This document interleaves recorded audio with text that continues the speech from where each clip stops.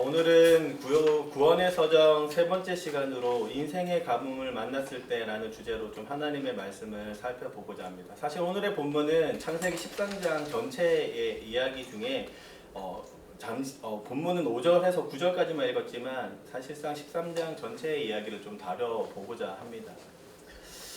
우리 성도님들 혹시 살면서 이제 오목을 더 보신 적이 있으실 것 같은데요. 그죠? 오목을 한번 더 보셨을 수 있겠지만 오목을 둘 때 한번 생각해 보면 먼저 둔다는 게 정말로 중요합니다. 그래서 먼저 두려고 애를 쓰죠. 먼저 둔 사람의 공격을 뒤집어서 자기 뒤에 사람이 공격 패턴으로 넘어가기가 참 쉽지 않습니다.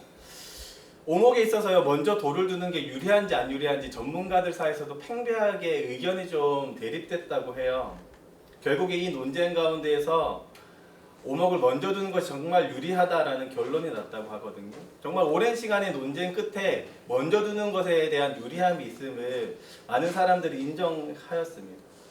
혹시 우리 성도님들은 이 사실에 대해서 어떻게 생각하시나요?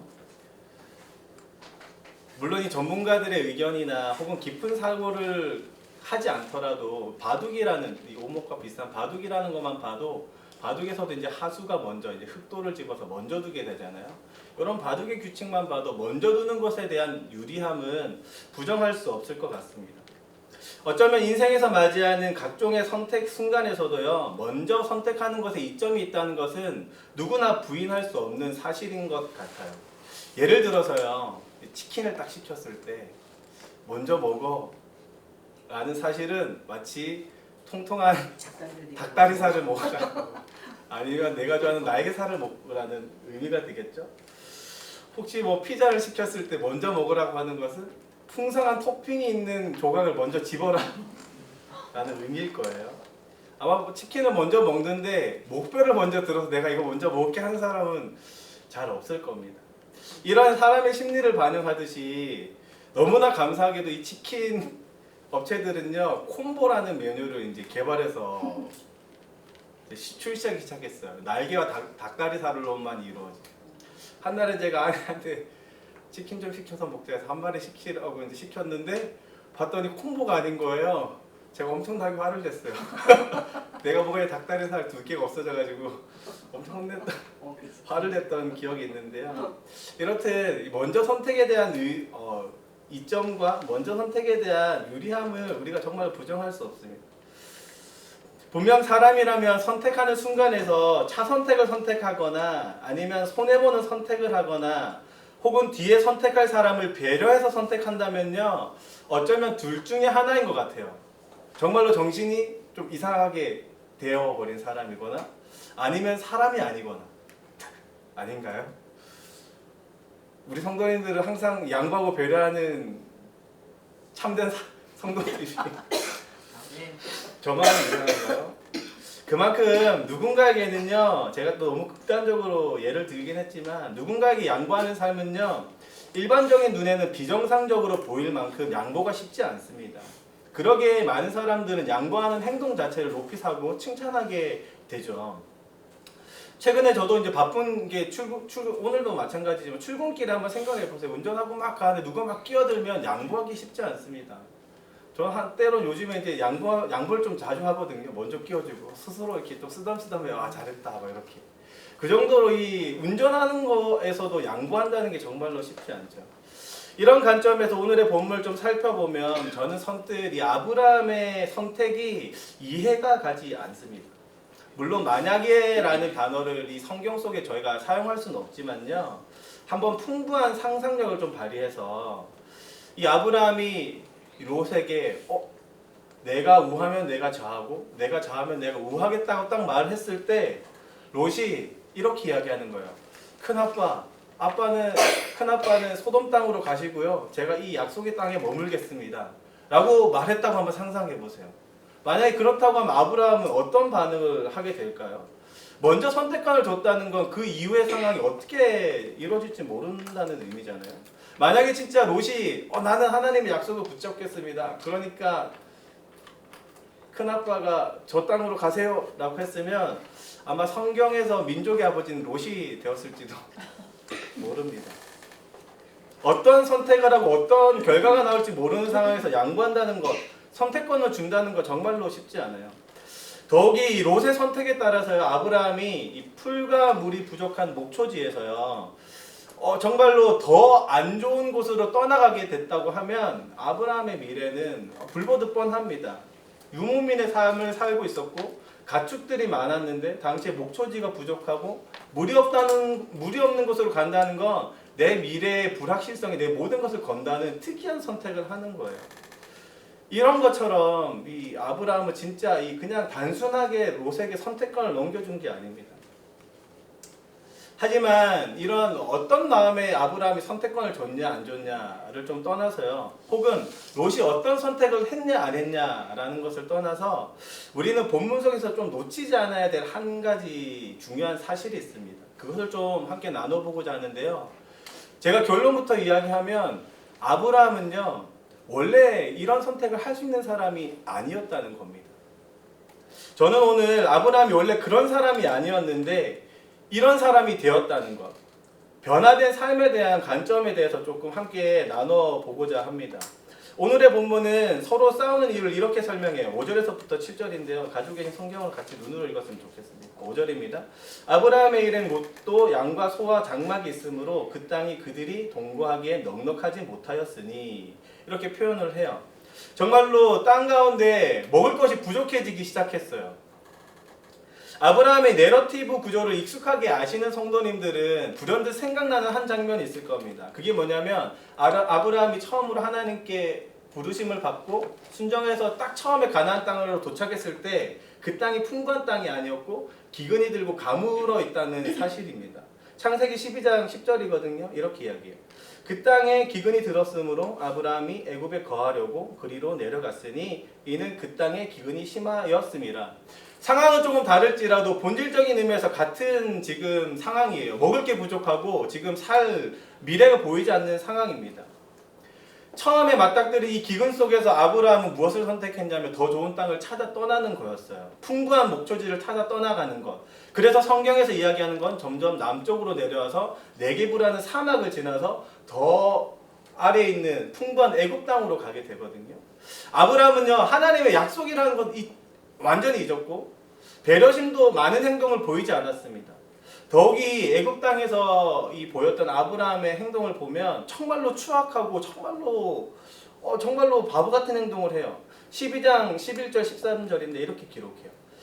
그가 애굽에 가까이 이르렀을 때 그의 아내 사레에게 말하되 내가 알기에 그대는 아리따운 여인이라. 애굽 사람이 그대를 볼 때에 이르기를 이는 그의 아내라 하여 나는 죽이고 그대는 살리리니 원하건대 그대는 나의 누이라 하라. 그리하면 내가 그대로 말미암아 안전하고 내 목숨이 그대로 말미암아 보존되리라 하니라.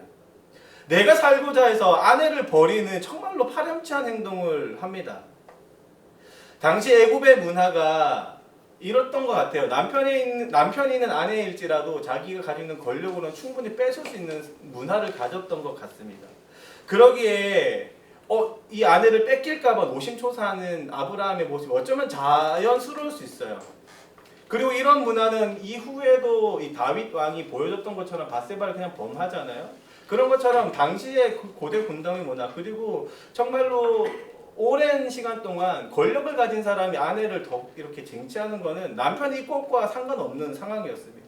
특별히 죄악으로 물든 이 세상을 평가하고 노아로 인해서 홍수가 일어날 때 그때 당시에 사람들은 하나님의 아들들이 사람의 딸들을 마음대로 취했다고 했잖아요. 그런 것처럼 어쩌면 이쁜 아내를 빼앗길 수 있다는 생각을 하는 건 정말로 잘못된 일이 아닌 것 같아요. 하지만 아브라함은 아내를 그냥 팔아버리는 것처럼 당신은 내 누이라고 하라고. 그리고 염려 그대로 정말로 최고의 권력자였던 당시의 애굽의 왕인 바로가 이 사례를 자기의 후궁으로 맞이합니다. 그 장면이 14장 16절인데요. 이렇게 기록되었어요. 아브라함이 애굽에 이르렀을 때 애굽 사람들이 그 여인이 심히 아름다움을 보았고 바로의 고관들도 그를 보고 바로 앞에서 칭찬함으로 그 여인을 바로의 궁으로 이끌어 들인지라. 그리고 16절 이렇게 기록해요. 이에 바로가 그로 말미암아 아브라함을 후대함으로 아브라함이 양과 소와 노비와 암수 나귀와 낙타를 얻었더라. 이 말은 뭐냐면 고대 운동에 이제 여자를 데리고 오면 많은 예물을 주게 되잖아요. 똑같은 겁니다. 왕궁으로서 후궁을 맞아들이니까 아브라함에게 너는 남동생이니까 많은 재산을 가질 필요가 있지 하고 좀 준 거예요. 아브라함이 지금 오늘 본문에서 풍부하게 가지고 있는 이 소유는 이런 식으로 되게 파람치한 행동을 가지고 얻게 된 소유물입니다. 이런 행동을 했던 아브라함이 갑자기 롯에게 그 큰 선택권을 준다는 게 저는 선뜻 이해가 되지 않습니다. 사람이 변하지 않는다는 것은요, 우리는 너무나 잘 알아요. 우리가 함께 사는 이 남편분들만 봐도 쉽게 사람이 변하지 않는다는 거. 어제 저의 하루를 돌아봐도 저 쉽게 변하지 않는구나. 내 자아가 아직도 남아있구나 생각이 들거든요. 오늘도 여전히 제가 설거지 하겠다 하지만 설거지는 내팽개져 있고 그게 사람이잖아요. 사람은 쉽게 변하지 않습니다. 그럼에도 불구하고 아브라함 지금 애굽 땅에 갔다 온 이후에 완전히 다른 사람처럼 지금 행동하고 있는 겁니다. 먹을 것이 부족하고 미래가 불투명하고 앞길이 막막한 이 상황은 예나 지금이나 변한 게 없어요. 그리고 아브라함도 예나 지금이나 사실은 변하지 않았어요. 정상인데 전혀 다른 선택을 합니다. 어쩌면 아브라함은요 지금 인생에서 또 다른 기근을 만난 것과 같아요. 이전의 기근이 이제 환경적 가뭄이라고 생각하면 어쩔 수 없는 환경적 가뭄, 지금은 심리적 가뭄 가운데 딱 놓여 있어요.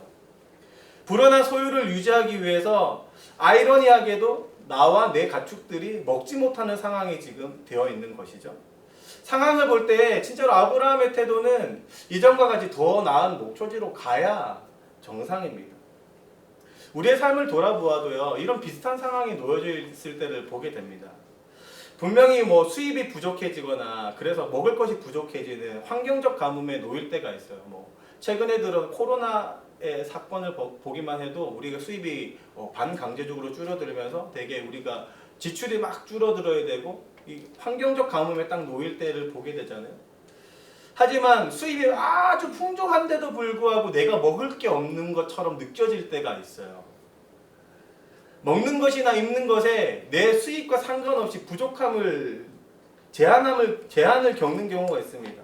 왜냐하면 내가 수입이 많아지면 많아질수록 내 이 수입의 구조에 따라서 지출하는 구조도 많이 늘어나 있기 때문이에요.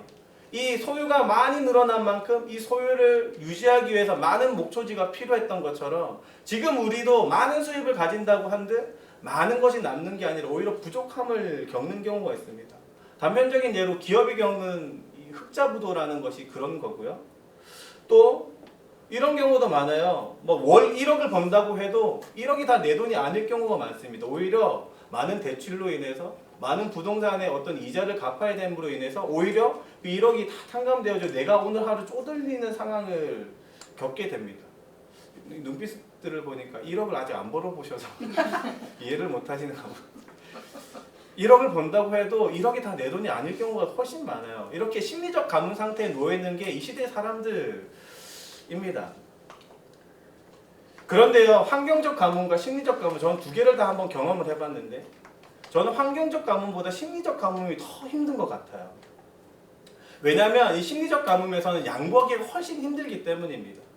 사람의 욕심이라는 게 지금 작동되어지고 있는 상태거든요. 그래서 이 심리적 가뭄이 훨씬 더 쪼들리는 것 같고 남에게 더 빼앗기고 싶지 않고 뭔가 더 남들의 눈에는 더 풍족해 보이지만 더 강팍한 삶을 살아갔던 게 저의 이 심리적 가뭄 상태의 모습이었던 것 같아요. 사람의 욕심이라는 게 그렇습니다. 많은 것을 소유한다고 해서 넉넉해지지 않아요. 하나님께서는 탐심을 10번째 계명에 두었습니다. 1계명과 마치 이제 수미쌍강 구조를 이루듯이 마지막 계명에 탐심을 조심하라라고 했어요. 골로새서 3장 5절도 비슷한 결로 이야기하거든요. 한번 잘 들어보세요. 그러므로 땅에 있는 지체를 죽이라. 곧 음란과 부정과 사욕과 악한 정욕과 탐심이니 탐심은 우상 숭배니라. 1계명은 나 외에는 다른 신을 섬기지 말라고 해서 오직 여호와만 섬기라고 이야기했고 마지막 10계명은 탐심을 조심하라고 했어요. 왜냐하면 이 탐심은 또 다른 신을 섬길 수 있는 가장 큰 우상 숭배이기 때문입니다. 그래서 마치 보면 10계명이 처음과 끝이 똑같은 결로 이야기하는 거예요.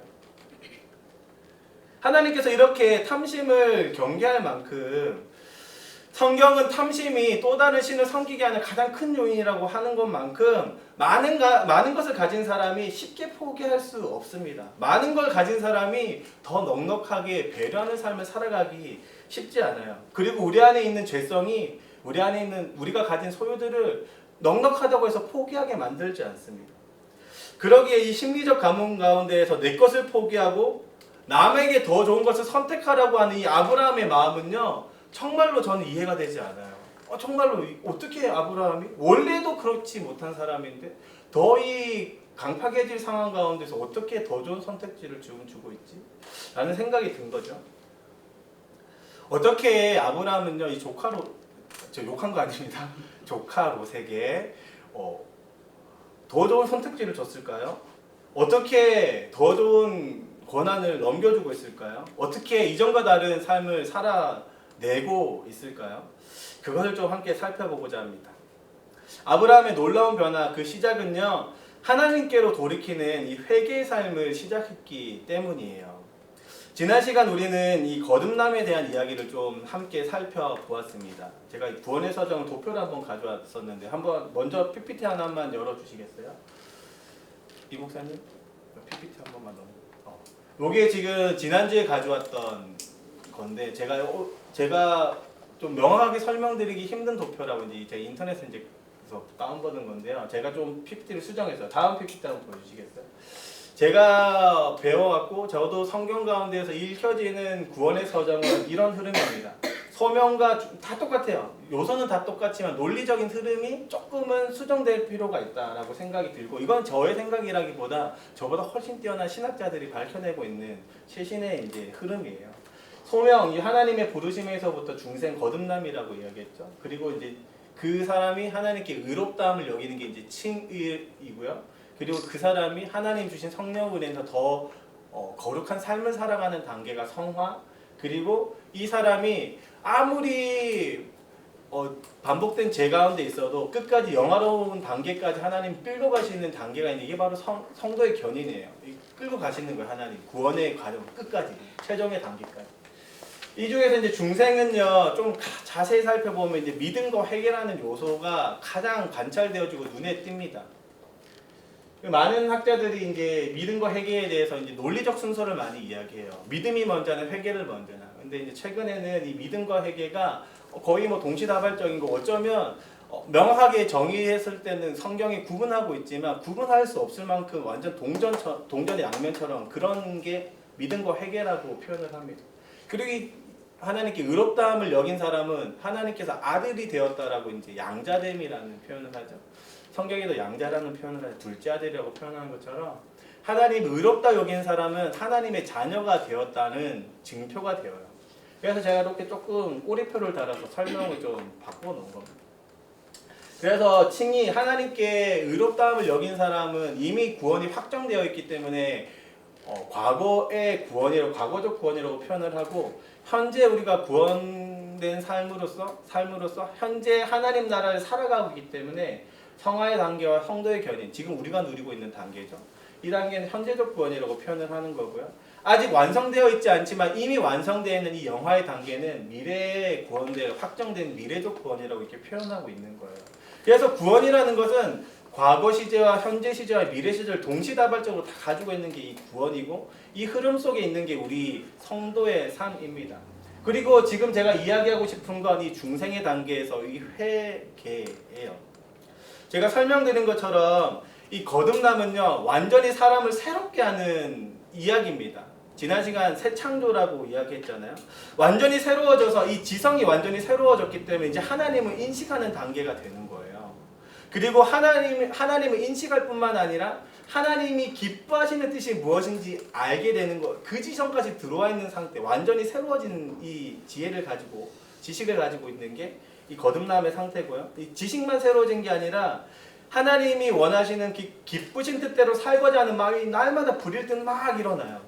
그런 것처럼 마음도 완전히 새로워진 단계가 이 거듭남의 단계고, 그리고 덕뿐만 아니라 마음 먹은 대로 행동까지 하게 되는 의지의 영역도 새로워지게 되는, 마치 지, 정, 의라고 표현하는 성경은 지정의라고 인간을 3요소로 표현을 하거든요. 전인격이 완전히 변화된 상태, 이전과는 완전히 다른 존재가 이 거듭남의 상태고, 그 거듭남을 렌즈로 자세히 살펴보면 무조건 두 가지의 관찰되는 증표가 있다는 거예요. 그게 바로 믿음과 회개의 삶이에요.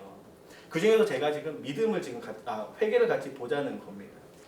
하나님의 자기중심적인 삶에서 다시 하나님의 삶을 바라보는 삶이 되려면 죄로 인해서 완전히 타락된 모든 이 전적인 영역이 완전히 새롭게 갈아엎어져야 된다고 이야기 드렸어요. 그리고 그 중에서 하나님께 운전대를 맡겨드리는 믿음의 삶이 나타나고요. 그리고 또 하나님께로 완전히 돌이키는 하나님께 돌아오는 이 회개의 삶이 나타나요. 이 아브라함은요, 지금 이 회개의 삶이 지금 나타나고 있는 겁니다. 유명한 이 신학자 존 머레이는요, 이 믿음과 회개를 이렇게 설명해요. 한번 잘 들어보세요. 구원으로 이루어지는 믿음은 회개하는 믿음이며 생명으로 이어지는 회개는 믿음의 회개이다. 뭔가 조금 철학적인 것 같은데 풀어서 설명드리면 이래요. 하나님께로 돌이키는 것 자체가 믿음이에요. 돌이키는 것 자체가. 회개하는 것 자체가 지금 믿음이라는 거예요. 왜냐하면 하나님께서 내가 돌이켰을 때 받아준다는 확신으로 내가 돌이켜서 가고 있는 거거든요. 내가 돌이켰는데 하나님이 나를 받아주시지 않는다면 100% 돌지 않고 아마 반 정도 걸쳐있을 거예요.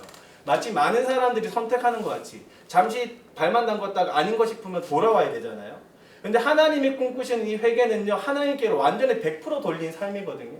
그러려면 하나님을 완전히 신뢰하는 상태가 되어야 돼요. 그렇기 때문에 믿음과 회개는 완전히 붙어있는 동전과 같이 앞뒤로 서로 나눌 수 없이 동일하게 보이는 상태입니다. 다만 성경이 믿음의 삶이라고 표현하고 회개의 삶이라고 표현하고 정의를 완전히 달라서 우리에게 마치 다른 것처럼 보이겠지만 실질적으로 봤을 때 동일한 거예요. 중요한 것은요, 이 아브라함의 이야기를 자세히 살펴보면 아브라함이 이 성령의 거듭남, 사실 이 소명에서부터 영화의 모든 단계는 하나님이 일하시는 단계거든요. 사람이 노력해서 이루어질 수 있는 게 한 가지도 없습니다. 하나님이 100% 부르셔야 되고, 하나님이 100% 거듭나게 하셔야 되고, 100% 하나님이 믿음을 주셔야 되고, 100% 그 마음을 돌이키셔야 되고, 의롭다 치면 모든 게 하나님의 영역이에요. 이렇게 아브라함도 이 성령의 거듭남을 그리고 회개의 삶을 지금 오늘의 본문이 표현하고 있어요. 완전히 하나님께로 돌아왔다는 거예요. 그것이 오늘 본문의 가장 서두에 있는 1절에서부터 4절에서 표현되어 있습니다. 우리 함께 1절부터 4절까지 함께 볼까요? 1절입니다. 아브라함이 애굽에서 그와 그의 아내와 모든 소유와 롯과 함께 네겝으로 올라가니, 이제 아까 설명드렸던 것처럼 이 애굽에서 희한한 사건 이후에 소유가 많아진 상태로 다시 역으로 올라가는 거예요. 내려왔던 길 반대로. 그래서 네겝이라는 한 사막을 지나서 다시 약속의 땅으로 올라가는 장면이 1절입니다. 2절, 아브라함에게 가축과 은과 금이 풍부하였더라. 분명히 더 많아진 소유를 나타내고 있습니다. 3절입니다. 그가 네겝에서부터 길을 떠나 베델에 이르며 베델과 아이 사이 곧 전에 장막 쳤던 곳에 이르니, 이곳은요 앞에 12장에서 보면 아브라함이 한번 머물렀던 곳입니다. 그래서 이전에 장막 쳤던 곳이라고 지금 설명하고 있어요. 그리고 4절 이렇게 기록합니다. 그가 처음으로 제단을 쌓은 곳이라. 그가 거기서 여호와의 이름을 불렀더라. 여호와의 이름을 불렀더라. 아브라함은요, 이전의 모든 사건들 가운데에서 누가 참신인지 깨달았어요. 그리고 철저하게 하나님의 이름을 부르짖었습니다. 저는 이 아브라함의 부르짖음 속에서요, 자신의 삶을 주관하는 신이 누군지 명확하게 인지하고 있다는 것이 느껴졌습니다. 갈대아 우르에서부터요, 이 아브라함은요, 온갖 신을 섬기던 우상 숭배자였었어요. 아버지 데라는요, 많은 전승이 이야기하는 것처럼, 그리고 민수기에서 기록하는 것처럼 다른 신을 섬겼던 게 아버지였고 아들도 마찬가지였을 확률이 매우 높습니다. 더러 전승에는 우상들을 깎아내던 그 우상 장인이라고 표현도 해요. 아버지 데라를. 그런 것처럼 많은 신들 사이에서 이 신 저 신 섬겨왔던 게 아브라함이었습니다. 그런데 오늘의 본문을 보면 이런저런 잡신들 차포 다 떼고 진짜 하나님이 누군지 알고 지금 부르짖고 있는 거예요. 그것이 표현이 뭐냐면 여호와의 이름을 불렀더라 라고 이렇게 기록하고 있습니다. 애굽에서 자신을 뒤돌아보았을 거예요. 정말로 남편으로서 정말로 모자랐던 자기의 각오와 하나님이 누군지, 나에게 약속을 주신 분이 진짜 신이라는 것을 인지하지 못하고 내 원하는 대로 살고자 했던 그 자신의 뒷모습을 바라봤을 겁니다. 그런데 오늘의 본문에서 하나님을 향한 신실한 고백으로 지금 나아가고 있는 거예요. 왜요? 바로 회개의 삶을 지금 표현하고 있는 거죠. 그뿐만 아니라 끝까지 나를 붙잡으시는 하나님께 내 모든 인생을 맡겨보겠다고 고백하는 게 바로 여호와의 이름을 불렀더라 라고 저는 이렇게 느껴져요. 왜냐하면 12장 13절에서 아브라함 이런 마음을 보였거든요. 원하건대 그대는 나의 누이라 하라. 그러면 내가 그대로 말미암아 안전하고 내 목숨이 그대로 말미암아 보존되리라. 아브라함은 애굽 땅에 있을 때 철저히 누구를 의지했냐면 그대 곧 사라를 의지했어요. 사람을 100% 의지했던 게 아브라함입니다. 그 아브라함이 지금 모든 소유가 많아지고 놀라운 은혜로 내 목숨까지 보존했을 뿐만 아니라 소유가 많아진 그 상태를 보고 다시 약속의 땅에 돌아왔을 때 가장 먼저 생각난 게 하나님이었던 것이죠. 그대로 말미암아 두 번 반복했던 이 아브라함이 이제는 그대로 말미암아 내가 살리라, 이 좋은 땅으로 인해서 내가 살리라 라고 표현하는 게 아니라 여호와로 인해 내가 살리라 지금 고백하고 있는 것이죠. 그것이 바로 오늘 4절에 이야기하는 여호와의 이름을 불렀더라 라는 의미입니다.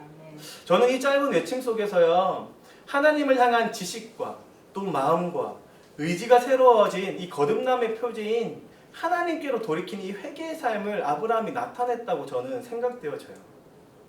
사랑하는 우리 하늘꿈 성도 여러분, 우리의 전인격이 변화된 이 거듭남은요, 분명히 하나님만을 찾는 회개의 삶으로 나타납니다. 하나님을 찾는, 하나님도 찾는도 아니고 하나님만을 찾는 이 회개의 삶을 나타내요. 결국에는 여호와의 이름을 부르짖게 되는 것이죠. 그 중심에는요, 분명히 하나님의 은혜가 있습니다. 내 실수에도, 내 부족함에도 여전히 나를 붙잡으시고 인도하시는 하나님의 손길을 깨달았을 때 우리는 여호와 이름을 부르짖을 수 있어요. 그 순간에 우리는 하나님께로 돌이킬 수 있습니다. 그리고 어떠한 순간에도 하나님의 이름을 부르짖는 진정한 회개의 삶을 살아갈 수 있는 것이죠. 그 은혜가 우리 아이들에게 주어지길 주님의 이름으로 축복합니다. 어떠한 상황 속에서도 하나님의 이름만을 부르짖는 우리의 자녀 세대가 되길 주님의 이름으로 축복해요. 정말로 인생의 숱한 실패와 역경이 우리 안에 펼쳐져 있을 겁니다. 때로는 내가 원하는 대로 살고 내 의지대로 살을지라도 하나님은 그거 아니라고 버리시는 것이 아니라 더한 은혜로 하나님의 곁으로 초대하시고 하나님의 이름만을 부르짖는 사람으로 거듭나게 하실 줄로 믿습니다. 내 마지막에 자존심까지, 내 마지막에 이 자신감까지 무너졌을 상황일지라도 하나님은 우리 아이들의 마음, 우리의 마음, 우리 가정의 마음, 우리 모든 사람들의 마음을 변화시켜서 하나님의 자녀로 삼으실 줄로 주님의 이름으로 정말로 축복합니다. 아브라함은요, 그런 상태였어요. 내 삶의 주관자가 누군지 이 과거의 모든 상황 가운데서 명확하게 지금 인식하고 있는 것이죠. 이것은 아브라함의 노력으로 이루어진 일이 아닙니다. 이것은 부모의 노력으로 이루어진 것도 아니에요. 철저히 하나님의 열심으로 이루어진 사건입니다. 이렇게 모든 면에서 새로워진 아브라함이 지금 심리적 가뭄을 느낄 수 있었을까요? 환경적 가뭄보다 더 최악의 상태인 이 심리적 가뭄을 가뭄의 상태로 느끼지 못했을 거라고 저는 여겨집니다. 그랬기에 탐심이 작동되는 것이 아니라 내 소유를 지키고 내 소유를 유지하기 위해서 더 좋은 목초지를 선택하는 것이 아니라 하나님이 꿈꾸시는 양보의 삶과 이타적인 삶으로 나아갈 수 있었던 것이죠. 그리고 이 양보와 섬김의 삶 가운데에서 고스란히 하나님의 성품을 드러냈다고 생각해요. 사랑이신 하나님의 성품 그대로 사랑하는 아브라함이 되었던 것이죠. 사랑하는 성도 여러분, 세상에 비춰지는 우리의 하늘꿈 교회의 모습이 이러한 모습이 되길 주님의 이름으로 축복합니다. 세상과 동일하게 양보 없이 더 챙기려는 그 이기적인 마음에서 떠나고 죄악으로 가득한 인간 본연의 모습에서 떠나서 오늘의 이 아브라함이 나타냈던 삶과 같이 하나님께로 완전히 돌이켜진 삶을 통해서 사랑이신 하나님의 성품 그대로를 드러내는 이 회개적 삶을 나타내는 우리 하늘꿈 교회 되길 주님의 이름으로 축복해요. 내가 비록 지금 조금 부족하고 내 소유를 유지하기엔 정말로 내가 심리적 가뭄 가운데 놓여 있을지라도 정말로 기쁘게 내려놓을 줄 아는 우리 성도님 되길 주님의 이름으로 축복합니다. 그래서 이런 멋진 그리스도인들이 가득한 교회라고 소문이 났으면 좋겠어요. 그래서 정말로 많은 세상의 사람들이 이 시대에 진짜 교회가 있구나, 그것을 우리가 드러내길 진심으로 축복합니다. 그것은 오늘 본문이 이야기한 것처럼 하나님의 열심이 작동될 때 가능해요. 심리적인 가뭄 상태에서도 아브라함의 삶이 변화됐던 것은 하나님의 은혜를 경험했기 때문입니다. 그 은혜가 우리 안에 있길 소망합니다. 그렇다면 아브라함의 이 놀라운 변화, 그 두 번째는 아쉽게도 시간이 다 지나서 다음 이 시간에 두 번째 놀라운 변화, 그 시작점이 무엇인지 조금 전달 드리도록 하겠습니다. 이제 말씀을 좀 정리하도록 할게요. 우리는 인생 가운데 참 많은 가뭄을 맞이하게 됩니다. 어쩔 수 없는 환경적인 가뭄에 놓일 때도 있고요. 또 때로는 더 마음이 강팍해지는, 강팍. 한글로 봐도 팍이 아니라 팍이에요, 팍. 정말로 뭐 뺏기고 싶지 않은 느낌 나죠, 강팍. 이 강팍한 이 마음이 되는 것이 심리적 가뭄의 상태인데요. 그럼에도 불구하고 아브라함은 모든 것을 내어주었고 우리도 그 모든 것을 내어주길 소망합니다. 특별히 예수님도요, 가장 뺏기기 싫어하는 순간에도 모든 것을 다 내어주셨어요. 마태복음 26장 39절 이렇게 기록합니다. 조금 나아가서 얼굴을 땅에 대시고 엎드려 기도하여 이르시되 내 아버지여 만일 할만하시거든 이 잔을 내게서 지나가게 하옵소서. 예수님도요, 이 심리적 가뭄을 이겨낼 수 없다는 걸 알았어요. 그렇기 때문에 하나님께 간구했습니다. 내 심리적 가뭄을 좀 해결해 주세요. 하나님, 이 십자가를 좀 피하고 싶습니다. 동일한 심리적 가뭄을 느꼈던 게 예수님이에요. 하지만 예수님은 마지막에 이렇게 고백합니다. 하지만 나의 원대로 마시옵고 아버지 원대로 하시옵소서. 결국에 하나님을 완전히 인정하고 신뢰하는 삶으로 나아가신 것이죠. 완전한 심리적 가뭄이 예수님께 찾아왔지만 그 심리적 가뭄이 하나님을 기쁘시게 하는 삶을 포기하게 만들지 못했습니다. 오히려 이 심리적 가뭄 상태에서도 하나님을 더욱 기쁘게 하는 삶으로 나아갔던 게 바로 예수님이에요. 우리의 거듭남의 지표, 이 회개의 삶은요, 더욱더 이 가난의 상태, 고난과 역경의 상태에서 빛을 발할 줄로 믿습니다.